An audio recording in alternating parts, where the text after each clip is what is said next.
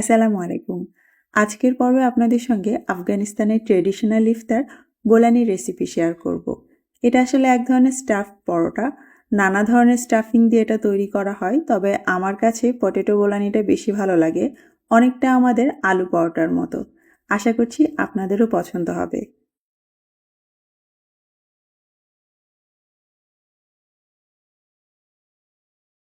প্রথমে আমরা পরোটার জন্য খামির তৈরি করব। আমি এখানে 2 কাপ ময়দা নিয়ে নিচ্ছি। আটা দিয়েও কিন্তু আপনারা এই পরোটা বানাতে পারবেন।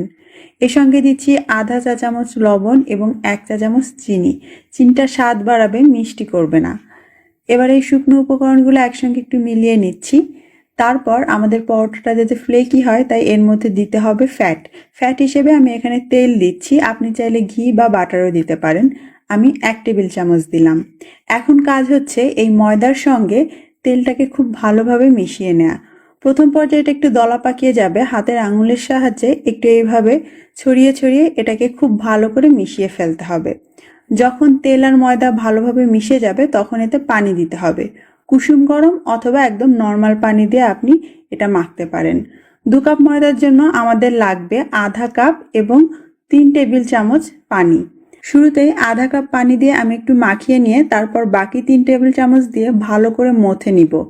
আর 2 কাপ ময়দার সঙ্গে এতটুকুন পানি দিলেই দেখবেন একদম পারফেক্ট পরোটার একটা খামির তৈরি হয়ে যাবে, যেটা না হবে অনেক শক্ত, না হবে অনেক নরম।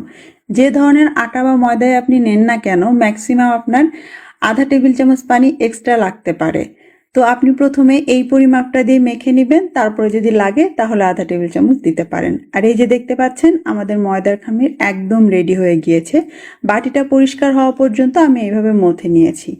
এখন আমাদেরকে এই খামিরটাকে রেস্টে রাখতে হবে অবশ্যই 20 মিনিটের জন্য কমপক্ষে।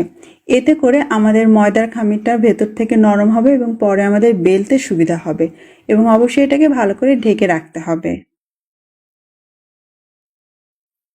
বোলানির খামিরটা মেখে নেওয়ার পর এবারে আমরা পুর বানিয়ে নিব। তার জন্য আমি এখানে কিছু আলু সেদ্ধ নিয়েছি। সেদ্ধ করার সময় লবণ দিয়েছিলাম, আর এবারে একটা কাঁটা চামচের সাহায্যে আলুগুলোকে থেতো করে নিচ্ছি। একদম মিহি না করলেও চলবে, একটু দানা দানা থাকলেই বরং খেতে ভালো লাগবে।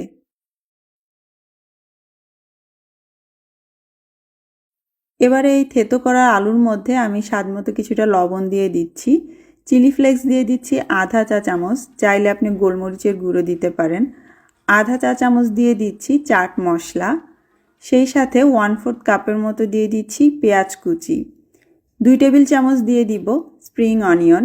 এই রেসিপিতে স্প্রিং অনিয়নটা অনেক বেশি ব্যবহার করা হয়, আপনি চাইলে পরিমাণে বাড়িয়ে দিতে পারেন, আবার চাইলে বাদও দিতে পারেন।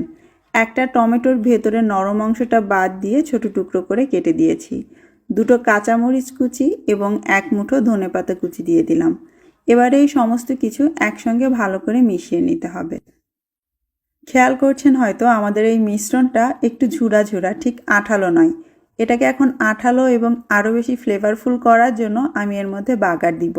তার জন্য ছোট্ট একটা বাগার প্যানে আমি 1 টেবিল চামচের থেকে একটু বেশি বাটার নিয়ে নিলাম। বাটারটা মেল্ট হয়ে ভালো মতো গরম হতেই এর মধ্যে আমি 1/4 চা চামচ দিয়ে দিচ্ছি সাদা তিল এবং আধা চা চামচ করে মিহি কুচি করা আদা এবং রসুন দিয়ে দিচ্ছি।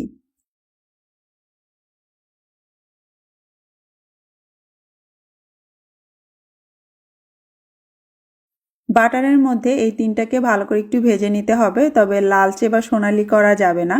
সাদা সাদা থাকতেই তুলে নিতে হবে এবং গরম গরম আমরা আলুর যে মিশ্রণটা মেখে রেখেছিলাম তার উপরে ঢেলে দিব। এখনই সব কিছু ভালো করে একসঙ্গে মিশিয়ে নিলে আমাদের পটেটো বোলানির স্টাফিংটা রেডি হয়ে যাবে।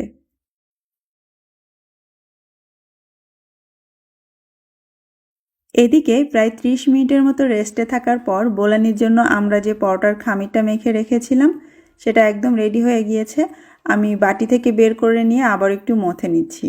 তারপর একটা ছুরি দিয়ে ছোট ছোট টুকরো করে কেটে নিচ্ছি। যতগুলো আপনি বোলানি বানাতে চান ঠিক ততগুলো ভাগে ভাগ করে নিতে হবে। আমি একটু ছোট ছোট করে ভাগগুলো করছি। একটা রেখে বাকিগুলো আবারও আমি বাটিতে রেখে দিব এবং অবশ্যই এগুলোকে ঢেকে রাখতে হবে। এখন এটাকে পাতলা করে বেলে নিতে হবে। অল্প একটু আটা বা ময়দা ছড়িয়ে একদম রুটির মতো করে এটাকে বেলে নিব।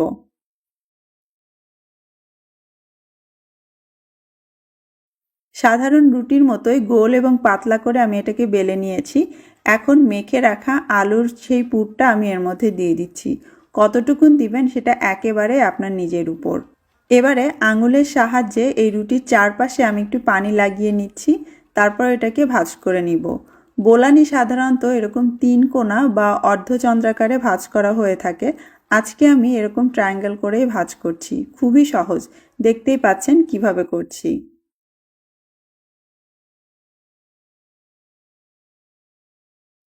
ভাঁজ করা হয়ে গিয়েছে। আপনি চাইলে ৩-৪টা একসাথে এভাবে ভাঁজ করে নিয়ে তারপরে ভাজতে পারেন।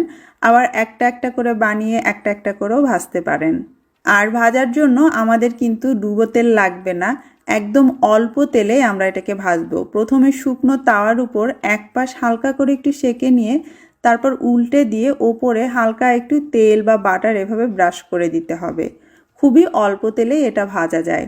তারপর আবারও উল্টে দিয়ে অন্য পাশেও একটুখানি তেল বাটার ব্রাশ করে দিতে হবে। এইভাবে উল্টে পাল্টে দুপাশ ভালো মতো সেঁকা হলে আপনাকে তুলে ফেলতে হবে। আর এরই মাঝে দেখবেন এটা কিন্তু ভেতর থেকে সুন্দরভাবে ফুলে উঠেছে। আপনারা যারা একটু হেলদি ইফতার খেতে যাচ্ছেন তারা চাইলে এটা ট্রাই করতে পারেন। আর ভেতরে আলুর পরিবর্তে আপনার পছন্দ মতো অন্য যে কোনো পুর দিয়েও কিন্তু একইভাবে এই বোলানি বানিয়ে নিতে পারেন। মিডিয়াম আঁচে মাত্র 3 টেবিল চামচ তেলের সাহায্যে আমার সবগুলো বোলানি ভাজা হয়ে গিয়েছে। দেখুন কত চমৎকার দেখতে, আর খেতেও কিন্তু অনেক মজার।